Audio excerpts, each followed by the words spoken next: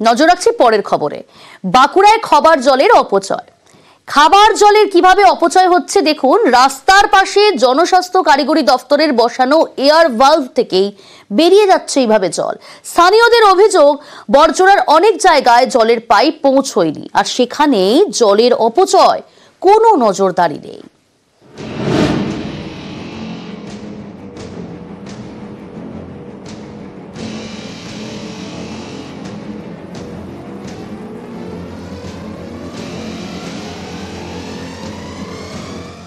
বাঁকুড়ার বড়জোড়া, এখান দিয়ে গিয়েছে রাজ্য সড়ক।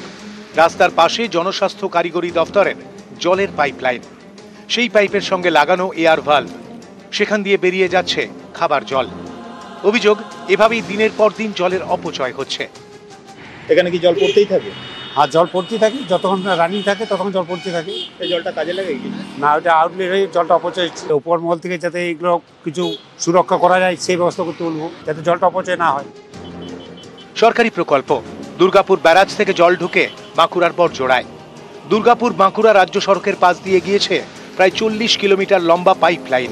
পিএইচির সেই জল প্রথমে পরিশ্রুত করা হয়, তারপর বাড়ি বাড়ি জলের কানেকশন। কাজ এখনো চলছে, অনেক বাড়িতে জল পৌঁছেছে, অনেক বাড়িতেই আবার জল পৌঁছয়নি। এসবের মধ্যে জল অপচয়। রাজ্য সড়কের পাশেই পাইপ লাইনে জায়গায় জায়গায় লাগানো এয়ার ভালভ, সেখান দিয়ে অনবরত জল বেরোচ্ছে, খাবার জল নষ্ট হচ্ছে। এরা তো মেনটেন্যান্স ঠিক মতো করছে না, তাই লিকেজ হচ্ছে। মেনটেন্যান্স যদি ঠিক করে হতো তাহলে এই লিকেজটা হতো না। আবার জনখানে আপনার ওই জলের যে ক্রাইসিসটা আছে সেটা কিছুটা হলেও পূরণ হতো। যারা আছে পিএইচি ডিপার্টমেন্টে তারাই তো, তাদের দিকে তো দেখতে হবে। আমি একবার জিজ্ঞাসা করছিলাম যে এত জল আপনাদের নষ্ট হচ্ছে, বলো দেখুন এই জলটা যদি আমরা ছেড়ে না দিই তাহলে পাইপটা আমার ফেটে যাবে, বাস্ট হয়ে যাবে, সেই ফোর্সটাকে ধরে রাখতে পারবো না। তাই কিছু কিছু জায়গায় দেখবেন জলটা আমরা ছাড়ছি, আমাদের যখন দরকার তখন আমরা টাইট দিয়ে দেবো। এই ধরনের জিনিস তেনারা বলছেন, আমরা তত বুঝি না, কিন্তু আমরা চাইবো সব ধরনের মানুষ জলটা পাক।